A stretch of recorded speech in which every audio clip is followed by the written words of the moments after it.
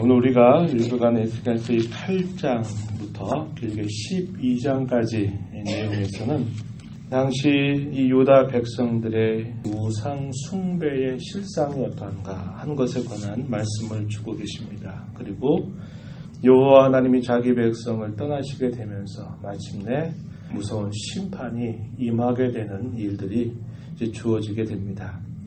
때가 언제인가 오늘 우리가 읽은 말씀 1절 보시면은 이렇게 말했어요. 여섯째 해 여섯째 달 초닷새 바벨론 포로로 끌려간 지 6년이 되었다 이 말입니다. 그래서 두 번째 침공을 받을 때 그때 여호야긴 왕과 약 1만 명 정도의 유다 백성들 그리고 그 가운데서 에스겔 선지자가 함께 포로로 이 바벨론 땅으로 끌려가게 되었다 그랬습니다.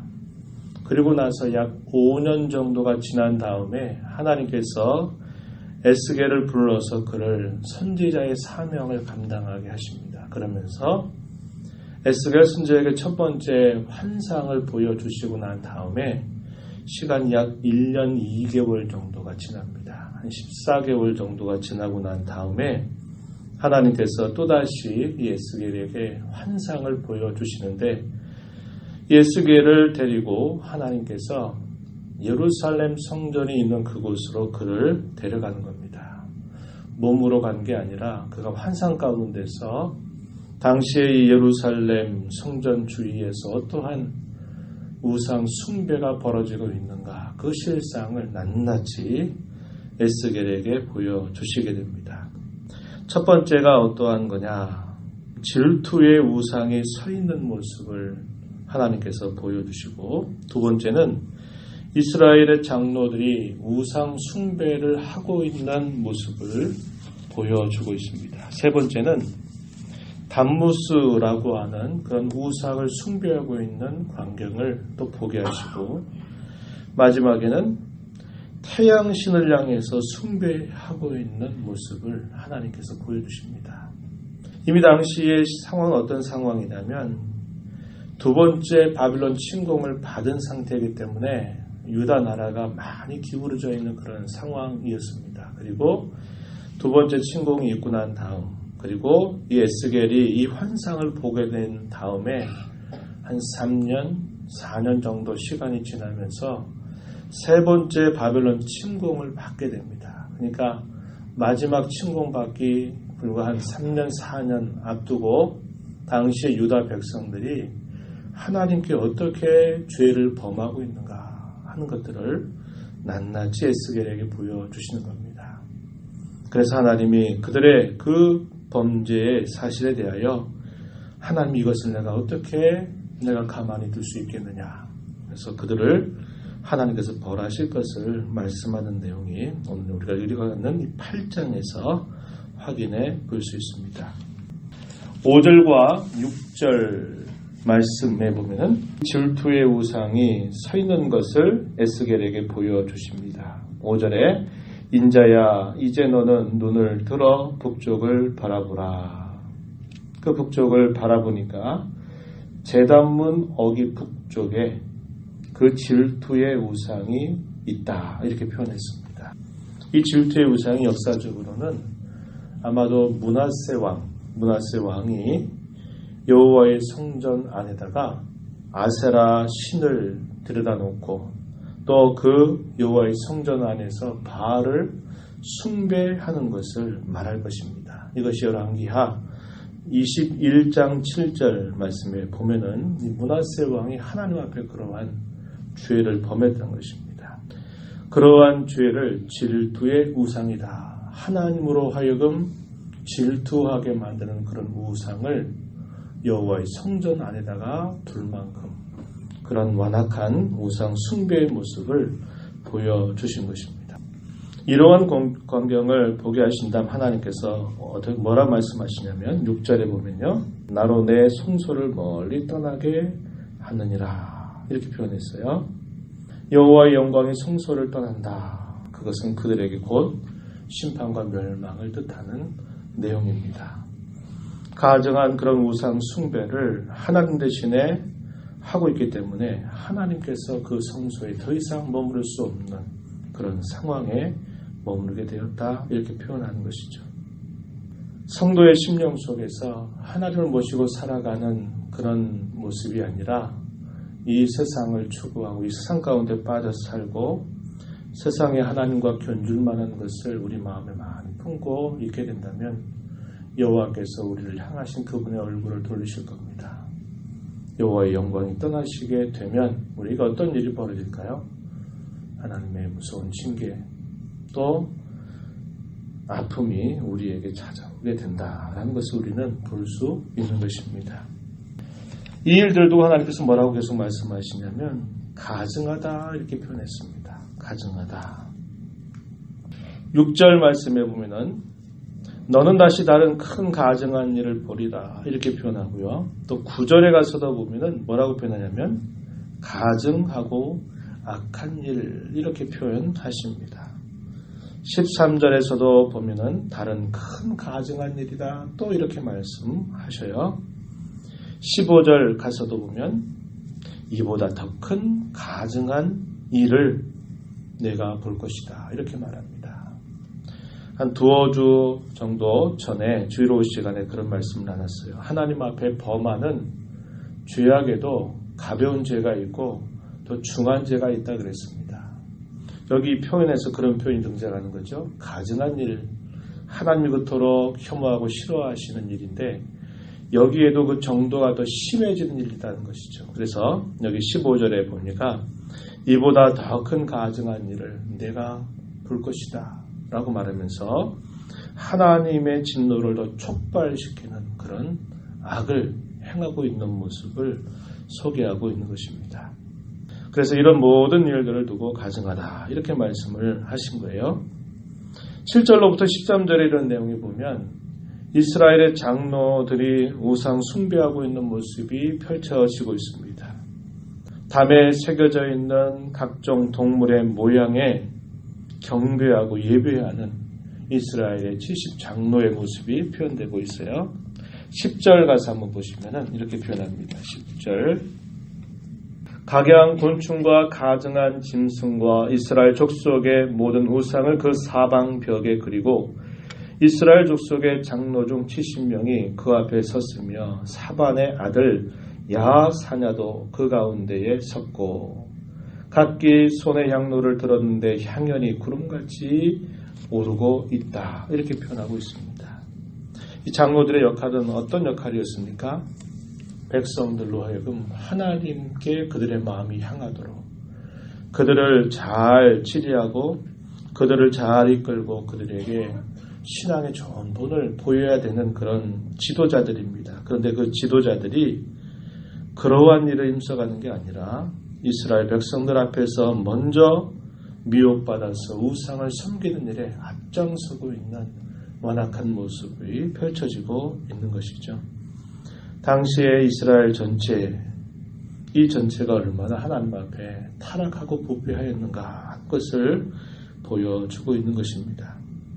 그러면서 그들은 뭐라고 생각을 하고 있냐면 12절 한번 가서 보시면은 이렇게 말합니다. 12절 뒷부분에 가서 보니까 그들이 이르기를 여호와께서 우리를 보지 아니하시며 여호와께서 이 땅을 버리셨다, 이렇게 말한다고 이야기합니다. 여호와께서 우리를 보지 아니하신다. 그들이 두 번째 침공을 받은 상태로 이 유다 나라가 급격히 지금 쇠퇴해져 있는 그런 상황입니다. 그렇죠? 그리고 여호와께서 이 땅을 버리셨다. 이방인에 의해서 이렇게 침공을 받고 포로로 끌려가는 그런 일들을 보면서 그들의 마음이 하나님 앞에 겸손하고 선지자를 통하여 주셨던 그 말씀에 귀를 기울이지 않아 하나님 우리 이렇게 징계하시는구나, 이 백성들의 마음을 하나님께를 향해야 되겠다, 이런 마음을 품는 게 아니라 역사적인 아픔을 당하고 그 아픔이 왜 왔는가를 분명히 말씀해 주시고 살 길을 알려주심에도 불구하고 이스라엘의 장로 70인이 어떤 일을 하느냐, 그 징계와 역사적인 아픔 때문에 마음이 더 완악해진 겁니다. 우리를 이렇게 하나님께서 버리실 수 있느냐, 이렇게 생각하고서는 각종 모든 짐승들, 곤충들 그런 형상을 벽에다 그려놓고 거기에다가 분향하고 제사를 드리는 완악한 일을 하고 있었던 것입니다. 이것을 지켜다 보는 이 에스겔의 마음이 어땠을까요? 참담한 그 자체였을 것입니다. 자신들은 일찍이 끌려와서 이 그발강가에 여기에서 어렵게 포로민으로 살고 있는데 아직도 남아있는 이 유다 백성들은 정신 차리지 못하고 저렇게 완악한 죄 가운데 있는 것을 지켜본 이 선지자의 마음은 애가 달았을 것입니다. 14절과 15절 가서 보면은 단무스를 숭배하는 내용을 또 보여줍니다. 단무스 신은 어떤 신이냐면 바벨론에서 숭배했던 곡신의 이름으로 주로 애곡하는 방식으로 예배를 했던 그러한 신을 말합니다. 이 여인들이 이 단무스 신을 위해서 애곡하면서 그 신을 숭배하고 있는 모습이 또 펼쳐지고 있어요. 여호와의 전으로 들어가는 동문에서 여인들이 앉아서 단무스를 위해서 애곡하는 겁니다. 그 신을 예배하는 방식은 울면서 애곡하는 걸 통해서 그 신을 섬기는 건데 그 단무스를 향해서 숭배하고 있는 모습, 이것이 여호와의 성전에서 이러한 악을 행하고 있다고 말해주고 있는 겁니다. 그리고 16절부터 18절 말씀을 가서 보면은 태양신을 숭배하는 광경이 또 펼쳐집니다. 16절 가서 한번 보시면요, 이렇게 말합니다.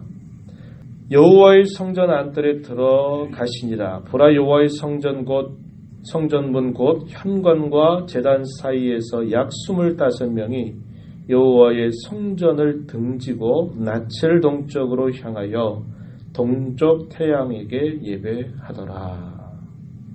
성전 안뜰, 성전문 현관과 제단 사이에서 25명이 여호와의 성전을 향하는 게 아니라 여호와의 성전을 등을 지고 낯을 동쪽으로 향해서 동쪽 태양에게 예배하는, 경배하는 그런 완악한 모습을 표현합니다. 이것을 두고서는 뭐라고 하나님께서 표현하셨느냐. 15절에 보니까 더 큰 가증한 일이다, 이렇게 표현하고 있는 겁니다.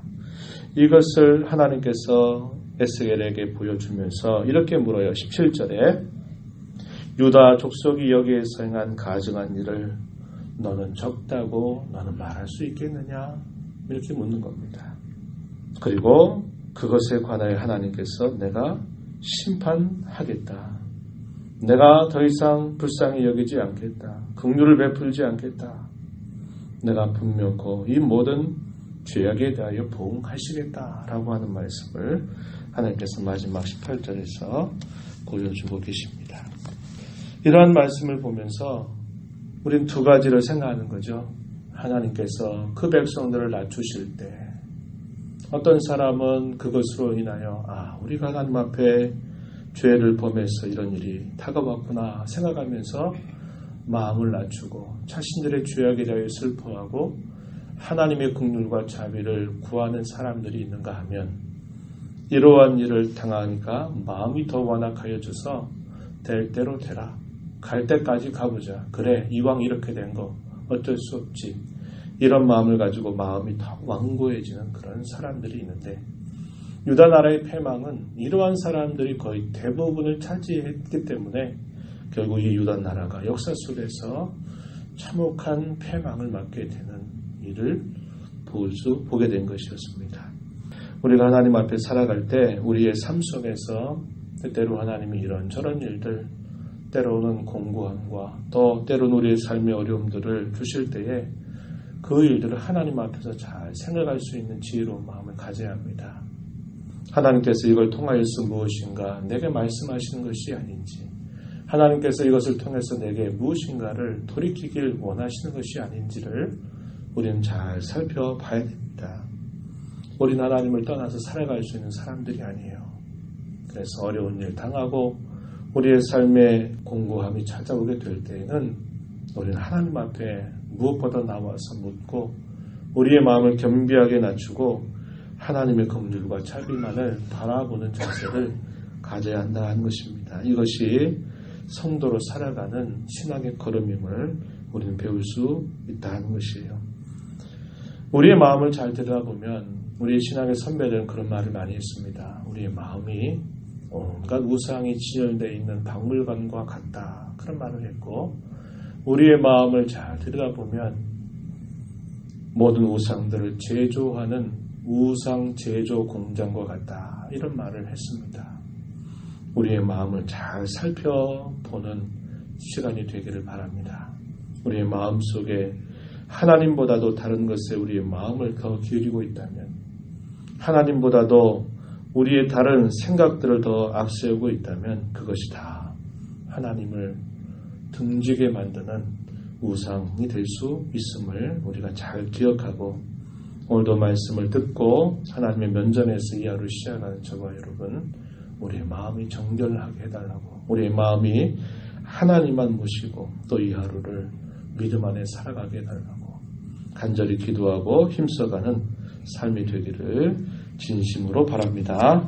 하나님 아버지 감사합니다. 이 새벽 시간에도 저희들을 불러주셔서 오늘도 우리에게 생명을 허락하시고 호흡을 주신 하나님 앞에 입을 열어 찬송하고 말씀을 함께 읽게 하시며 듣게 하시고 이 시간도 받은 말씀 따라 기도하며 이 하루를 주 안에서 시작하게 해주셨음을 감사합니다. 하나님 아버지, 어려운 일을 당하고 힘겨운 일을 만날 때마다 이 모든 일들을 주관하신 이가 하나님이신 줄 알진데, 저희들의 마음이 늘 하나님 앞에서 우리 자신을 돌아보고 하나님을 가까이 하고 저희들의 죄악된 모습이 없는지를 살펴보고 저희들이 더욱더 하나님을 바라보고 의지하는 복된 삶을 살아가는 성도들이 다 되게 하여 주옵소서. 우리의 마음을 들여다볼 때마다 온갖 우상들이 얼마나 절비하게 많이 있는가를 깨닫게 됩니다. 하나님, 저희들의 마음을 정결하게 하여 주시옵고 오직 주님만 저희의 심령 속에 모시고 살아간 복된 삶을 살아서 하나님을 기쁘시게 해드리는 삶, 하나님께 영광을 올려드리는 삶을 살아가는 저희가 되도록 인도하여 주옵소서. 예수님 이름으로 간절히 기도하옵나이다. 아멘.